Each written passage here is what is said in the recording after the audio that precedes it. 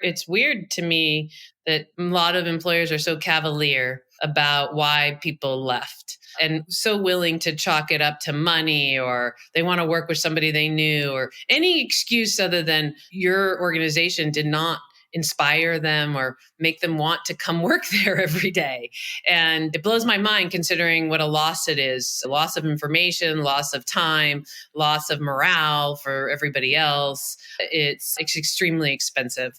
And so I think when organizations are willing to take responsibility for retention, they will have different results. Right now, I don't see a lot of organizations taking responsibility. It's a lot of putting it on the market. Welcome to CyberSecurity Heroes, an IRONSCALES podcast about you, the heroes of cybersecurity.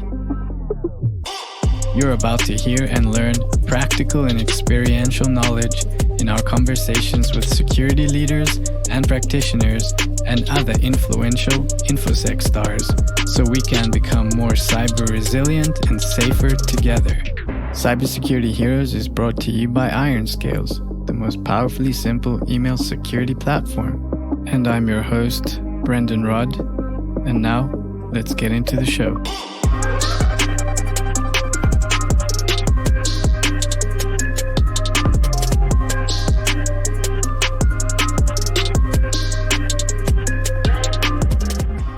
Hey, Deidre, welcome to the show.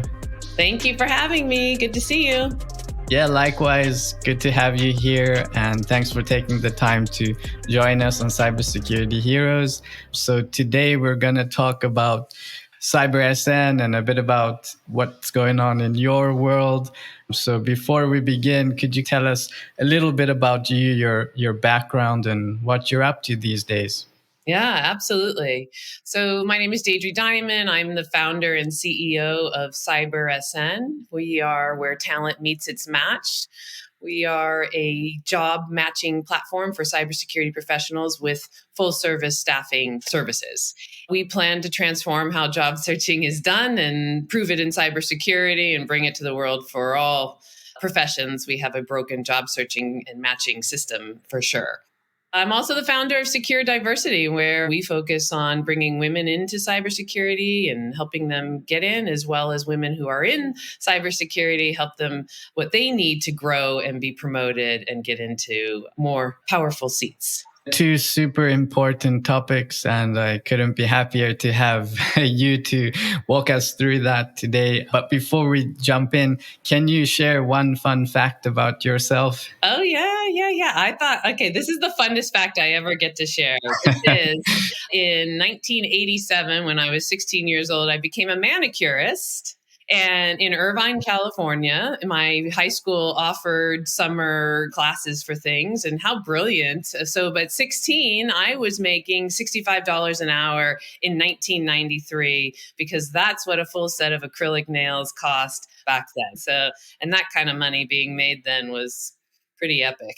And you obviously have the entrepreneurial bug at an early age, or so. Continue with your story and how did you arrive to where you are today? Yeah, absolutely. I'm a student of sociology and criminal justice. I have a double bachelor, and I thought I would be a criminal attorney or a social worker. And when I got into that space and internships in my first job out of college, I really realized that it's a business that I'm not for, meaning it's a for-profit business, and it really isn't helping a lot of folks. And I was really struggling. And so I went and saw a career coach that I saw in the Sunday Times in the Orange County paper of Southern California. And there was a career coach for women. And I went, and she told me I need to be in sales and management. And so I interviewed and answered a little ad that said, "Can you think on your feet?" And I ended up working for two serial entrepreneurial men for 21 years and built 3 companies with them. And one of them is Motion Recruitment. It's over $1 billion today. The other one's Rapid7, which is a public security software company, as we know.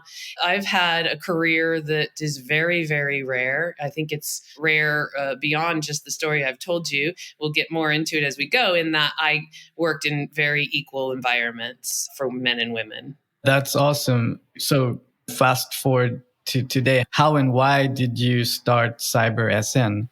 Yes. So those lovely men retired and they're a little bit older than me. And it was time to start something on my own. And I really loved the cybersecurity community. When I met them joining Rapid7 as the first vice president of sales, I fell in love with the community. They're my peeps. And so, social servants and want to do good and make change and calm, cool, collected, kind. I was like, and smart, so smart.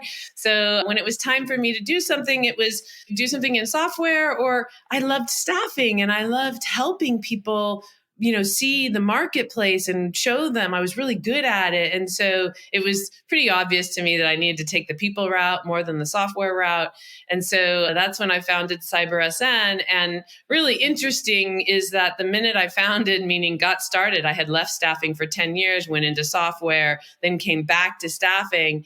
And it was so different because of the digital revolution, having left it in 96, coming back to it when I came back to it 10 years later. It really required a software solution, which is why I built the job matching platform that we have today with the taxonomy that's really making a difference in the marketplace. So long story short, to say that I ended up doing both. We are a software company, and at the same time, we're staffing experts and solving a big problem that we have, which is it's too hard to find jobs. It's too costly for organizations to hire. And we're not doing a good job at retaining because of how broken this system and other things too. But it definitely ties into our poor retention statistics.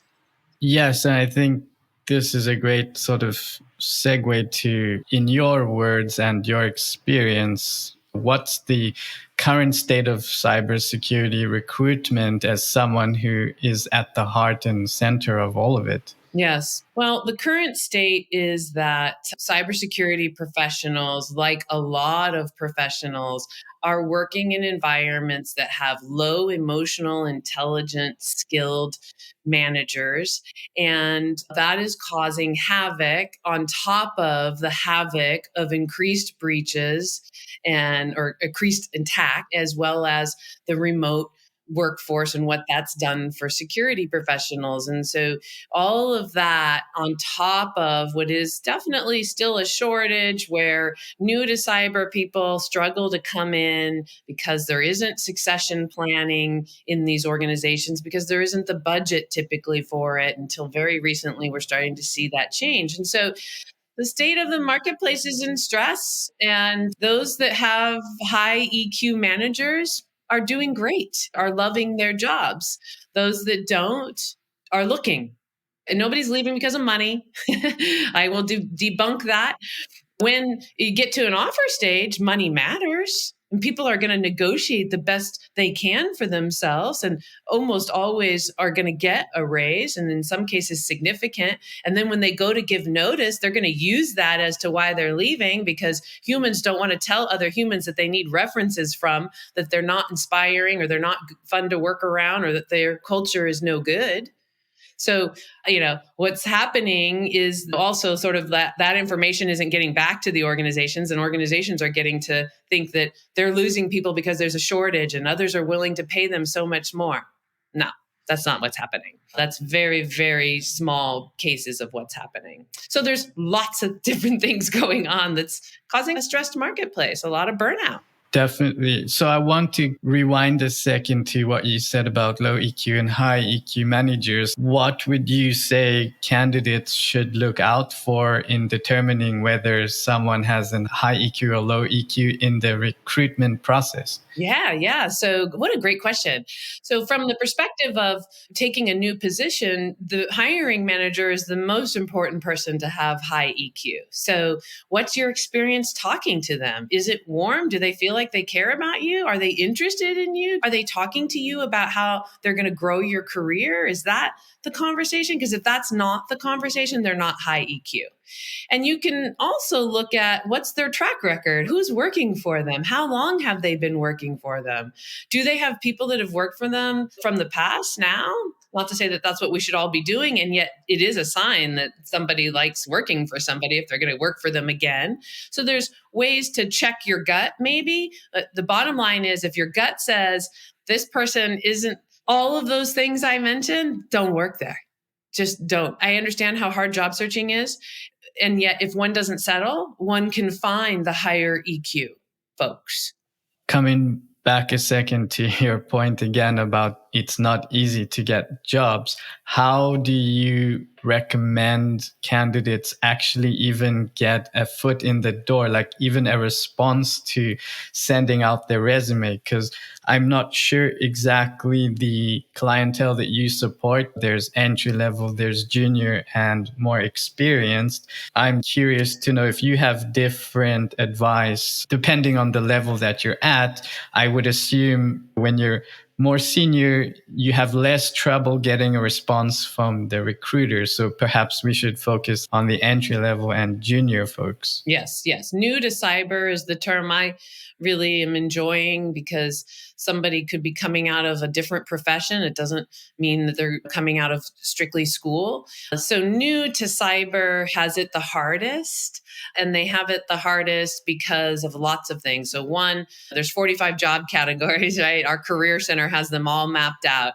And which one are they interested in and why? And knowing that information when one is interviewing or one is speaking to possible employers is really key. Instead, they're sort of open to anything because they don't have a lot of direction, and their schooling or maybe even some training that they took showed them that they learned pen testing, and then they learned stuff about risk and compliance, and they learned stuff about a SOC, and they learned all these different things. And so they're not sure. And so that comes up in the interview, and people think it means they don't know what they want to do. So we've got a challenge in helping these professionals sort of understand the landscape, picking a path, and then it's really comes down to pounding the pavement. There's nobody willing to pay an agency like myself to staff new to cyber. I've even offered it at cost, and it didn't make a difference. And it's mostly because these security practices, other than the Fortune 100, maybe the Fortune 250, they don't have the ability to absorb new to cyber. They don't have succession planning. You have to have somebody to teach them, to take them under your wing in order to bring somebody new to cyber. So those folks have it the hardest. They need to apply to everything. They need to talk to everybody. They need to have some sense of what they want to do and why they want to do that. And then they need to network and go to all the free events and go to that are digital, and go to open source projects and get involved and use LinkedIn and reach out. Be very aggressive with one search, meaning it's a job. Like, work it every day. Unfortunately. That being said, we at CyberSN are launching a solution for new to cyber. I don't have the date. It'll be sometime before end of summer, where we will organize new to cyber professionals in a way for employers to find them. Because let's say I'm coming out of IT and I'm already making $125,000 a year, and I want to get into cyber. Well, I'm new to cyber, but I'm already most likely in an income bracket that's different than somebody coming out of school, let's say. And also, I bring much more than somebody coming out of school. And yet you can't lump those two people together to be found, meaning somebody may want that. The one that's a higher salary, somebody may want somebody that's at a lesser. And so we have to even use that to match, because otherwise it's just like a needle in a haystack to make a match. That's another interesting topic to dive into, which I don't think many talk about. From what I understood, that's one of the main challenges your platform is solving for, like that mismatch between candidate and the recruiter. Can you sort of break that down and explain to us what that means, this mismatch? Yeah, absolutely. So I'm 50, and for 13 years with 300 recruiters around me as the vice president, we worked a model on paper of matching. What's happened in the digital era is that focus is gone, because jobs are posted everywhere and content is free, meaning like to post a job costs a couple $100 a month. Whereas in my day pre-digital, it was $5,000 for the Sunday newspaper. You got a spot about this big of a paragraph, basically. 5,000 is about 15,000, maybe 20,000 now in terms of value of the dollar. So it was super expensive, and we had to write really good job descriptions. And now people can write pages of content. Everybody just cuts and pastes different crud from around the universe, and the job descriptions don't make sense. And so the average professional is a passive seeker. They don't hate where they're at, but they don't like it, but they also don't have a lot of time to job search. And so they go and they look at these job descriptions and they can't even understand them. And so they don't apply.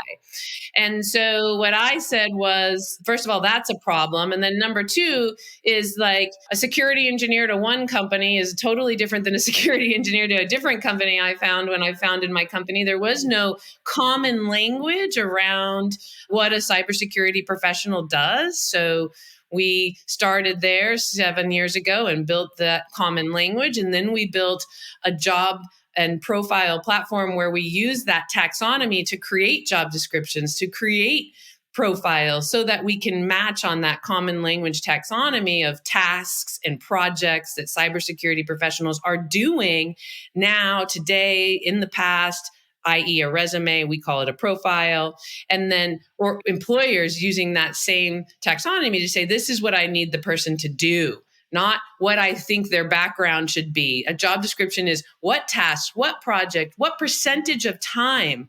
And all of that is controlled and no cutting and pasting, and it makes it super easy. And then, of course, on the back end, we have matching algorithms based on income, based on degrees, based on citizenships, because there are criteria that employers have. And so we take out the noise. There's other things that it's based on, but my point is that the matching that we do takes out the noise that is causing recruiters to get overwhelmed.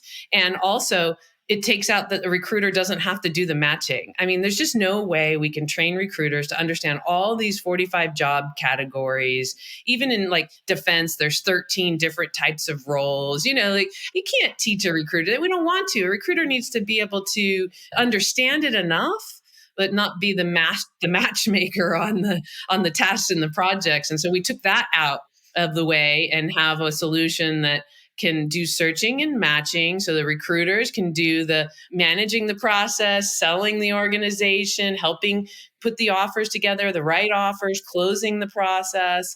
And so it's in play, and we're loving giving our clients a different service as well as taking care of the professional. Yeah, that makes a lot of sense. And I'm also hearing some themes that we spoke about, soft skills and hard skills. If the recruiters don't have to focus on the hard skills, they can focus on the soft skills, which I think from what I'm hearing, a huge problem in cyber today is that sort of uneven distribution of high EQ, low EQ. You're brilliant.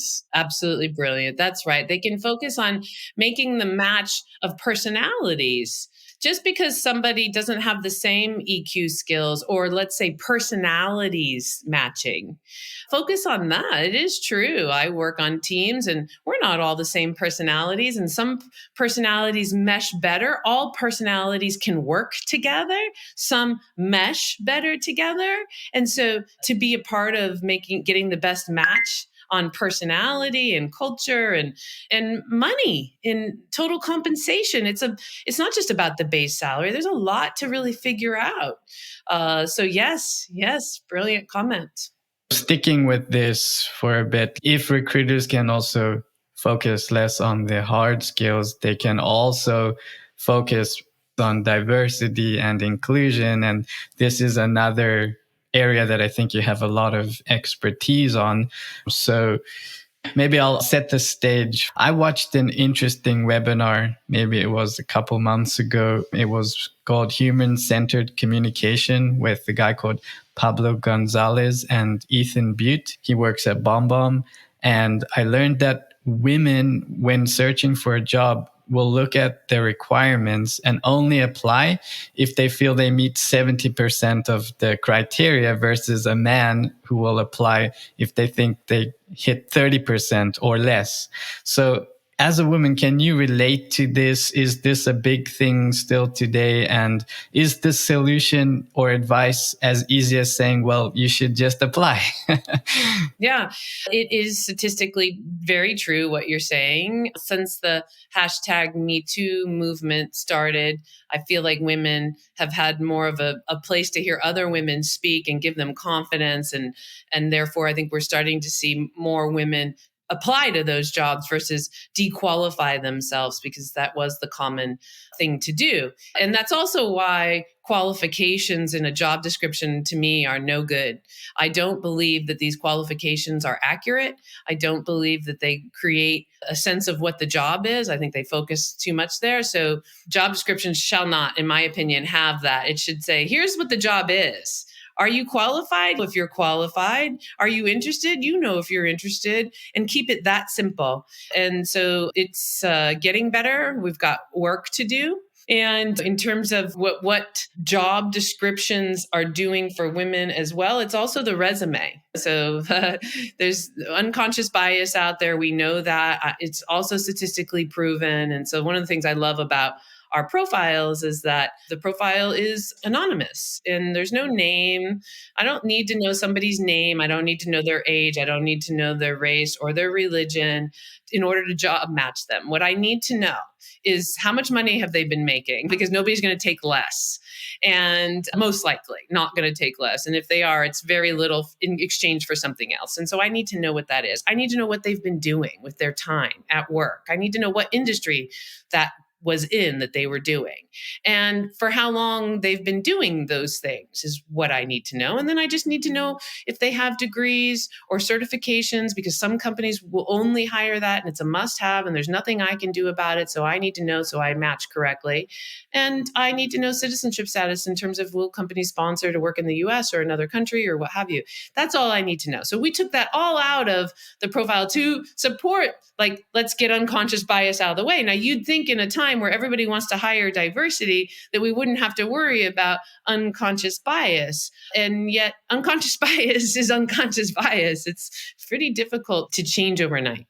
Yes, definitely. And you mentioned you were very fortunate to have worked with great folks. What can you share with other women that can give them the confidence or the playbook in order to be successful? Lovely, brilliant question as well. So it's the reason I founded Secure Diversity, is that I realized I represent the 1% of women that are tech founding CEOs.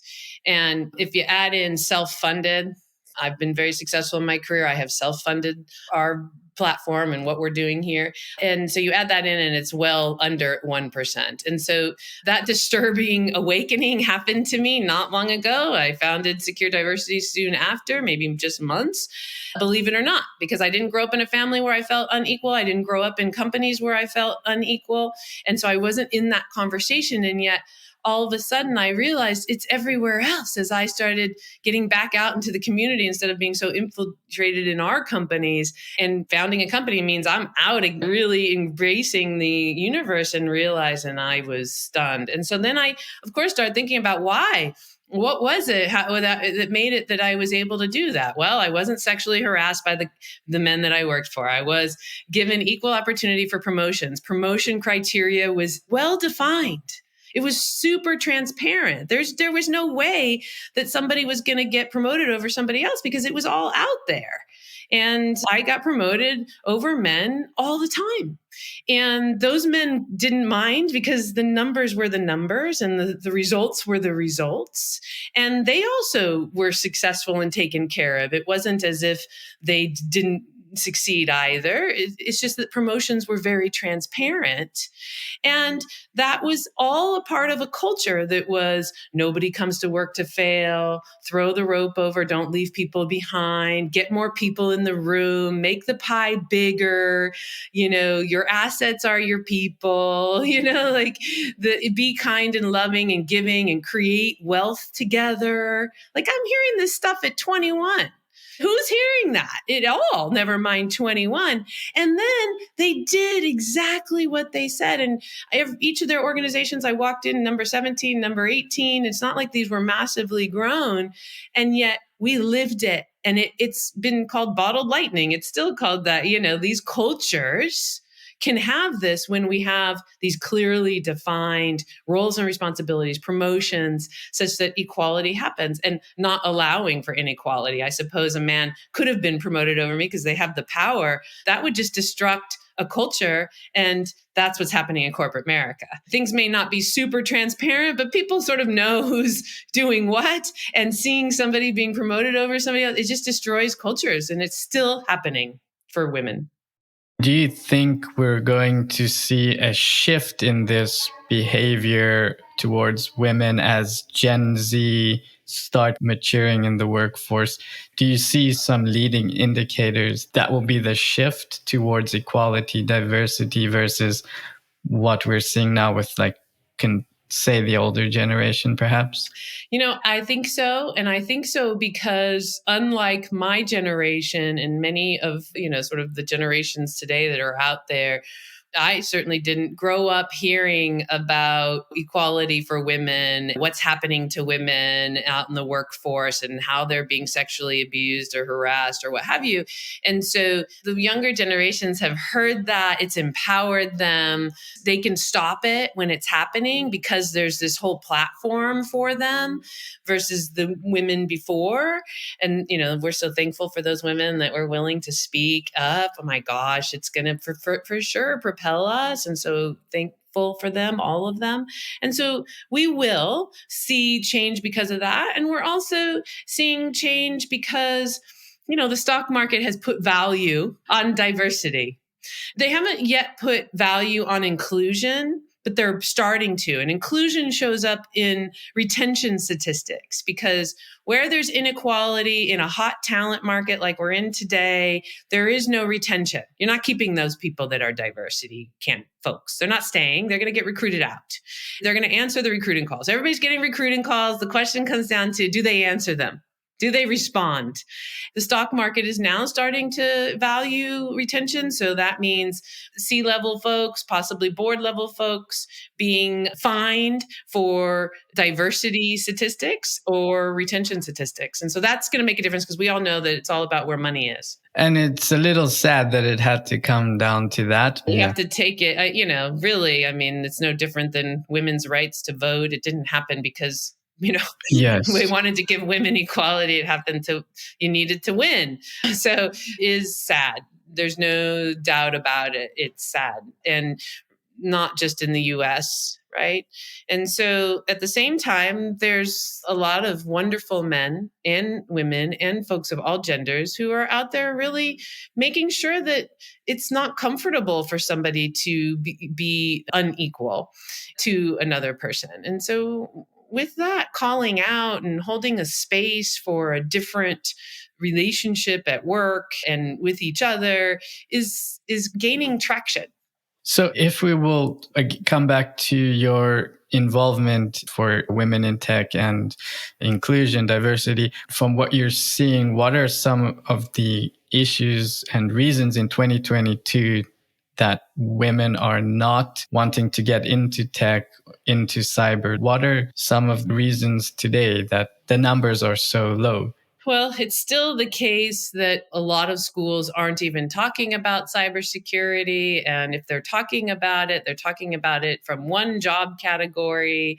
And same thing goes for tech. Tech is super expansive. Broad. Yeah. And they're talking. And so it's the conversation in the education system is weak at best and definitely caters to boys in the conversation. We still have teachers doing that today, professors doing that today. So it is that kind of a problem. That being said, there's lots of really cool not-for-profits and just individual humans in general that are out there seeking to change that. So Girl Scouts has a cyber program that's infiltrating elementary schools. It's just brilliant. They have a tech program too. And so we're going to see that. That's sort of one of the easier changes because the government's been the first to regulate diversity and to put the fines in place and compliance and what have you. And so there's a lot of backing from government to have diversity. And so that's sort of the easier place. The harder place to solve this problem is putting women and growing women in positions equally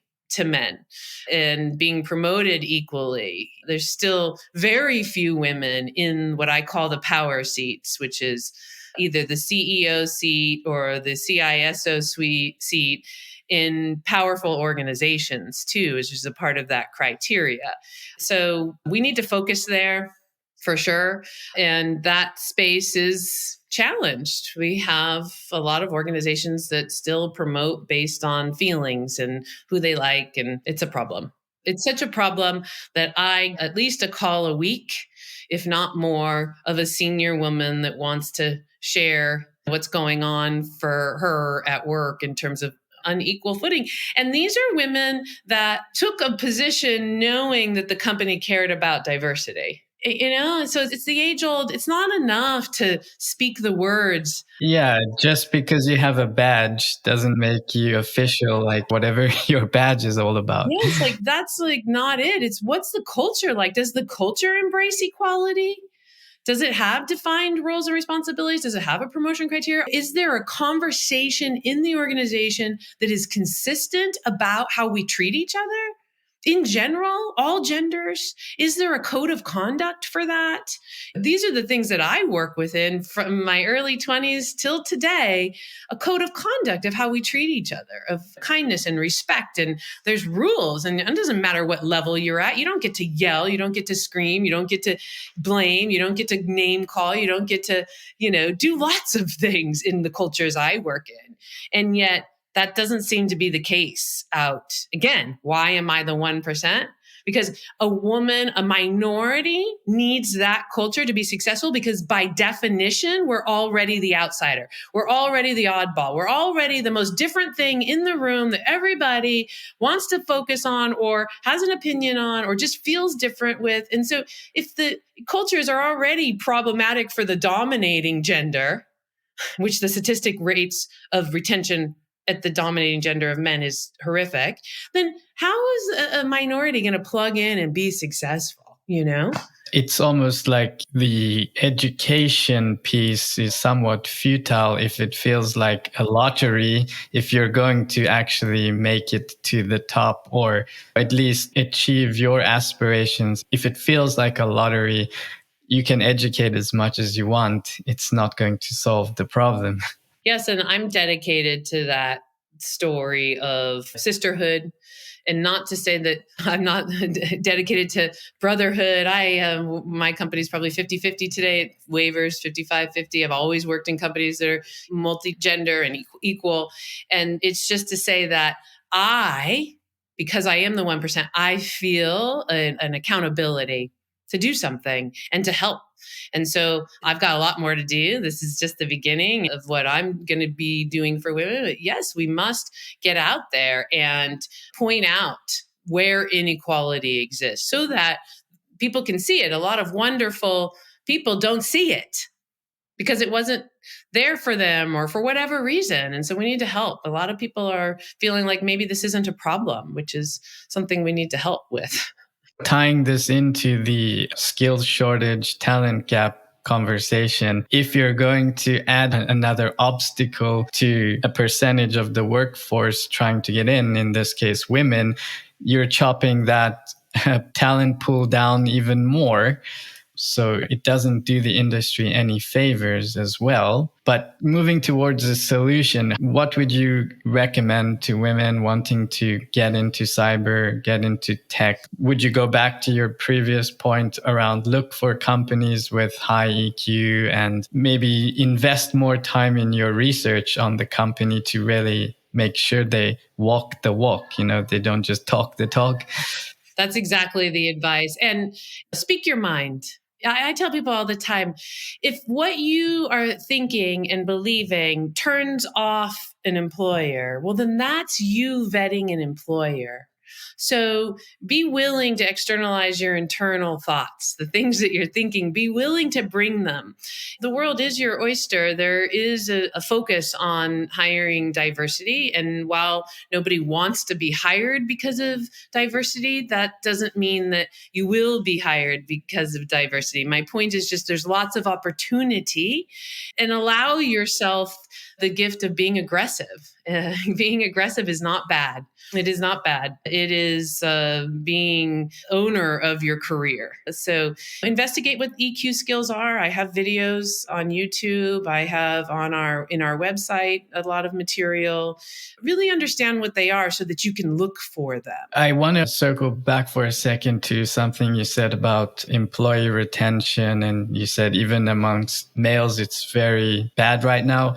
What can you speak to about the retention problem? What's going on there? Give us some of your insights from behind the scenes. Yeah, so we've got a couple of things going on. One is cybersecurity has been underfunded forever. It's still underfunded. It doesn't have the same budgets that are needed for succession planning and for growing people so that they can be challenged and move into newer roles so that they're challenged and growing their career and their income. And so because that doesn't exist, cyber professionals are doing 2 or 3 jobs. So that's causing them to take recruiting phone calls. And they're going to go to an organization that says to them, we won't do that. And here, let me show you how we're set up and why that's not going to happen. And not only that, we're going to invest in you. And here's how your career is going to progress. And so it's literally that. Those companies that are in the career conversation consistently and always are grabbing, or at least willing to be there now. Certainly all of our clients have to be willing to be there. We won't represent them, and it needs to be completely mapped out, or we won't represent them. But those that are willing to do that, they've got their picking, because that's what's not happening. These organizations are not in these conversations. And so that's the number one thing, is that they're overworked and they're not being invested in. And then the other thing that's going on is that most people are not going to go back from remote. And they're not going to accept being paid less money because they're remote in Alabama. And they don't have to accept that because other companies are willing to pay them San Francisco prices for living in Alabama. And so any place that's messing around with that conversation is letting somebody be fully remote or paying them differently based on where they live. Those people are leaving. And then the newer thing that we've seen recently that's a part of the Great Resignation, and really the retention issues were happening prior, without a doubt. It's just escalated like crazy. The third thing is vaccine requirements and whether or not they're being enforced. We've seen offers turned down because companies haven't made a decision on their policy, and people that are not wanting to get vaccinated are not willing to put themselves in that position and leave a job, or companies making a policy and saying that you have to be vaccinated and people quitting over it. That is also added to our already awful retention statistics. On average, 18 months at best. Not good. You being the bridge between candidates and employers, like, what are the most successful companies getting right around the whole hiring experience, and what can you share from that? Yeah. So they are looking at security holistically. They're looking at the entire landscape. They're mapping out all roles and responsibilities and who's doing what, making very specific job descriptions with us. And then they're in the career conversation from the first interview. And the first interview isn't about, let me grill you. The first interview is, let me tell you why I want you to be so interested in my company and working for me in particular, so that you'll put the time into being grilled. Those are the companies that are doing it right. And when that's done, it's a success rate. For us, every client we work for has a success rate, because we will not work it unless we're doing that. And because of that, we fill jobs that have been open months, years, in 45 days or less. That's the problem. I want to hire doesn't mean I just go post a job and now I'm talking to people. There's a preparation to include salary. And while sometimes this can't be gotten exactly right because it's a bigger company, you have to get into the compensation models, it has to be pretty damn close. Otherwise, people are wasting tons of time. So it's the organizations that are willing to understand that it's not about hiring people only, it's about retaining them. Therefore, retention means caring for them. So let me start there. CyberSN's made the match, so I don't have to worry about that, right?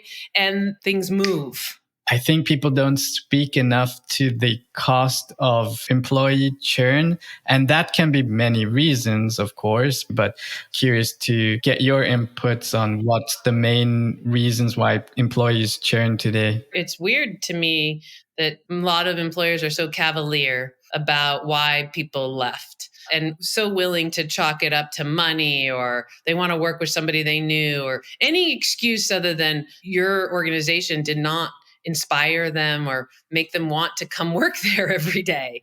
And it blows my mind considering what a loss it is, a loss of information, loss of time, loss of morale for everybody else. It's extremely expensive. And so I think when organizations are willing to take responsibility for retention, they will have different results. Right now, I don't see a lot of organizations taking responsibility. It's a lot of putting it on the market. Yes, according to the US Department of Labor, the average cost of a bad hire can be as high as 30% of an employee's first year earnings. However, one report from the CEO of Link Humans put the average cost as high as $240,000 in expenses. So that cost was broken down relating to hiring, retention, and pay. And this was a pretty recent article on apollotechnical.com. That's right. That's so brilliant. Again, I love talking to you. You always have the most interesting questions and also have the data. You're dead on. It doesn't make sense. Let's start taking accountability. And accountability doesn't mean punishing. I'm not a big fan of it. What we need to do is invest in emotional intelligence skills training for managers. Anybody that's a manager is responsible for some other people's careers. That's a lot of power. It's a lot of responsibility. And what training does anybody get for that? Nothing. It's silly. I was in training every day. And then once I got into management, I was in training once a week. And then once I became a manager, I had managers in training once a week forever and still today. It's that serious of a job. Other than just keeping your employees, if someone is sick or if someone leaves, like who's going to cover for those people if knowledge is not decentralized? Having all your key players or all your eggs in one basket, it's also not a great business strategy, right? I've been interviewing a lot of folks recently, and they all tell me that creating a training and onboarding program is not rocket science. It's not that difficult. You can really train someone up pretty quickly. And to do continuous training, it's also not that difficult and not that much effort. So I'm curious to hear from you what your training programs looked like, how much effort went into those, what were the sort of core pieces of that training and education. I think the most important piece about training is consistency, meaning it has to be regular. The conversation of EQ skills or workplace conflict and growing and developing people and how to do all of that isn't a one-time training or even a two-time. It's a regular. So for us, we have what onboarding do we want for their first day and second day and third day, and certainly throughout their first week for the whole company's exposure. And then each department has their own program for training their professionals. And it's a constant conversation. It isn't a one-time conversation because we're growing people. We have roles and responsibilities defined, and you can't grow people from one job to the next job in 6 months to a year like we do, unless you're constantly in the training conversation, the career conversation, because you're giving feedback. Your training means feedback. Like it isn't just here's the information. It's they then applied it. How did it go? What happened? Constantly doing that. Having a conversation with somebody. How did it go? What did you learn? So for us, it's ingrained in just how we even all work together as managers, that we've been told and are willing to be accountable for that. Nobody comes to work to fail. So if there is a failure with somebody that we have on the team, we take that very seriously. It should be very rarely, and it does happen rarely. But that's how serious it is. So that when the managers are together, they're talking about how can I help your people? How can you help my people? That's the conversation. How can I help? Because they're given this framework of constant conversation of training. So I think that for bigger organizations, it can be more challenging. And yet, really, people work for people. It's all about the hiring manager and how they run things. And if the culture beyond that is extremely toxic, well, that could fail. But if it's just not so great, they can be isolated from that and have a great career and a great time working in a group. So I really encourage each individual hiring manager to own their own onboarding, regardless of what's going on, and then own their own training and make it consistent. And so part of that is just a weekly conversation with anybody that reports to you minimally for at least an hour. That's a lot where I do a lot of my training with my seniors. And maybe it's not even training, it's just supporting each other and giving advice. So it's not complicated. It just requires focus and time. And this is the problem. A lot of hiring managers don't have the time. They're also player coaches, or even if they're not player coaches, they just got so much on their plate. They can't get the time to care for their people. And this is why I'm saying we have to solve that. So like, for instance, if you're making a job description on our platform and it's a management position, there's how much time do they get to manage people? Like, we're making employers be in the conversation of, you can't leave that out, in terms of how much time they're spending on what. Depending on the size of the team, we'll give feedback of whether that's enough time or not. Yes, and I think another huge piece that is maybe missed is that your happiest employees are your best referrals. And if they're happy, they're going to spread the word, bring like-minded people, quality people. I would imagine your success rate through a referral program is going to be much higher. And that only comes from having raving fans within the company. That's right. And it's true. And I see it. I think the last 7 or 8 hires of ours were all referrals. That doesn't mean that we're only hiring people like us by any means. It means that people were willing to put the word out. People were willing to tell their friends, tell their family, tell whoever that this job exists. It's game changing for an organization to have referrals. Absolutely. Absolutely.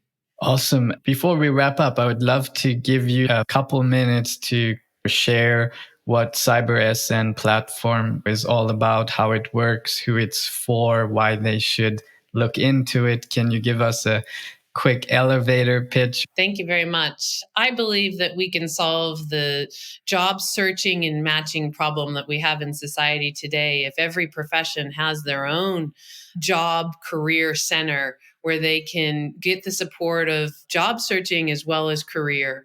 And so CyberSN is now a one-stop destination to support just that. So we scrape in all cybersecurity jobs that are posted in the last 45 days, and we organize them in a way that professionals can match to them easily.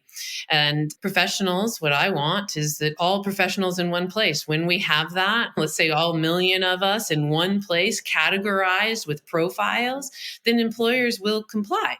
They will use the job taxonomy and stop cutting and pasting and posting jobs that don't make sense. They'll spend the time making sure that they're ready to interview, and they'll follow suit because they also want a solution. They're just bogged down in their problems. And so what I want to say to everybody is, come check out what it means to make a profile and what CyberSN is doing at cybersn.com, and know that we're self-funded, lovers of society, want to change this game, see it as a vulnerability, see it as a national security issue. A professional staying in their job, unhappy is a vulnerability. And employers not being able to search and match easily and find each other is a vulnerability. We've done it in the dating business, and we've crushed the divorce rates and turned them upside down by our dating apps like eHarmony and such. And we can do it in employment, and we can prove it in cybersecurity, and then we could take it to everybody. This is the age of technology and data, and it should not be the way it is today. So join us. And we love feedback. We love anybody that wants to get involved. I'm always happy to take a call. Thank you for sharing. And I really loved the dating app analogy. That was awesome. Super cool. So one last thing before we kind of wrap up here. Is there anything else you would like to share that perhaps I didn't ask you that you would like to share before we close out today's episode? When I think about the marketplace, I also think about just having fun. And so I really think that we all can use a lot more fun these days. And so I would encourage folks to join groups and get involved. It's very easy to be isolated in what we're doing. If anybody's looking for a group that might fit them, I'm happy to help. We have a provider center where we're starting to organize that data of not just groups, but anybody that's got anything to offer a cybersecurity professional. How do we organize that to better their career, to better their life? So I just want to end with have fun, find ways to have fun and get involved with the community. And if you want some help on that, reach out to me.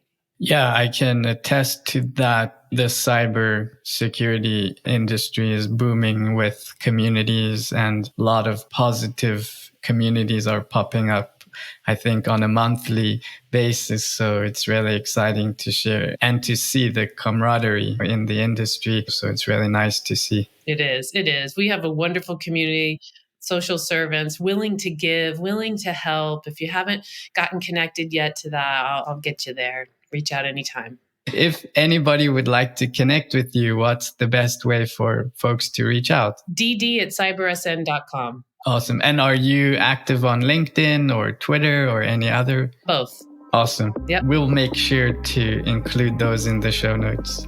Absolutely. Thank you so much, Deidre, for taking the time to chat with us today on Cybersecurity Heroes. And to the rest of you, we'll see you next time. Thank you very much for having me. You're welcome. Thank you again. That's a wrap for this episode of Cybersecurity Heroes. Practical and experiential knowledge on a day in the life of security heroes. Catch our next episode by subscribing or following through your favorite podcast platform. If you're listening on Apple Podcast, please leave a rating for the show. They really help a lot. Thank you so much for listening. Until next time.